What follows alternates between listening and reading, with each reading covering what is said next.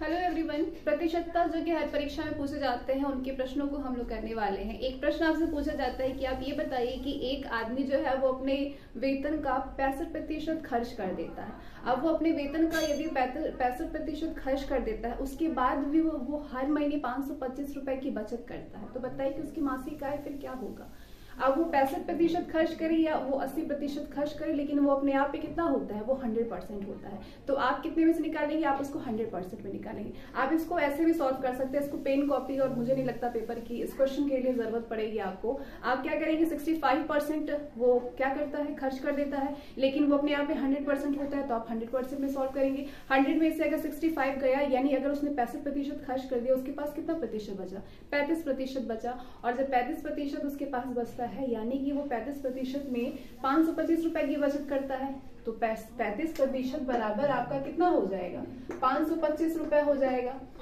तो ये बचत कितना करता है, 35% की। अब हमें उसकी मासिक वेतन निकालनी है, यानी 100% में से निकालनी है, यानी हमें 35% में से निकालनी है। क्या करेंगे, 35 इंटू 100 करेंगे, इसको सॉल्व करेंगे। 5 7 35 होता है, 5 1 5 5 5 25, 7 1 7 7 5 35, कितना है 1500। उसकी मासिक वेतन क्या होगी, उसकी मासिक वेतन 1500 होगी। और ये हर परीक्षा में पूछे जाने वाले प्रश्न है, जो कि आपको हर क्वेश्चन पेपर में परसेंटेज से ये क्वेश्चन देखने को जरूर से मिलता है। उसको करना बहुत ज्यादा इजी है, और इसको आप 30 सेकंड क्या, मुझे लगता है 20 सेकंड में सिर्फ आप बिना पेन और पेपर के इस क्वेश्चन को सॉल्व कर सकते हैं, बहुत ही इजीली।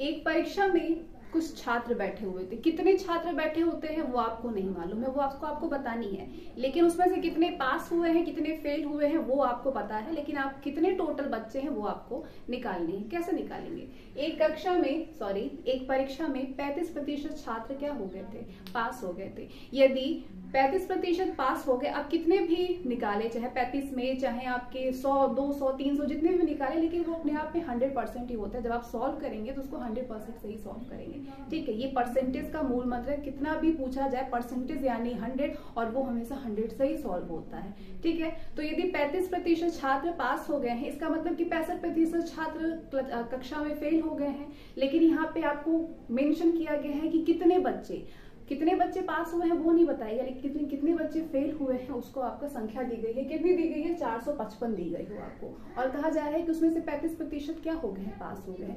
यानी जब 35% पास हो गए हैं, इसका मतलब कि 65% छात्र फेल हो गए हैं, और दिया है उसका टोटल संख्या कितना, 455, यानी 455 छात्र फेल हो गए हैं। तो बताइए कि परीक्षा में कितने विद्यार्थी बैठे हुए थे, यानी 65% फेल हो गए थे, संख्या कितनी दी हुई है, 455। तो आप बताइए कि कितने कक्षा में बच्चे बैठे हुए थे, बस सॉल्व कर दीजिए इसको, ठीक है।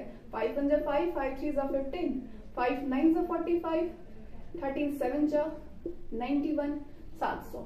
कितने बच्चे बैठे हुए थे, 700 बच्चे बैठे हुए थे।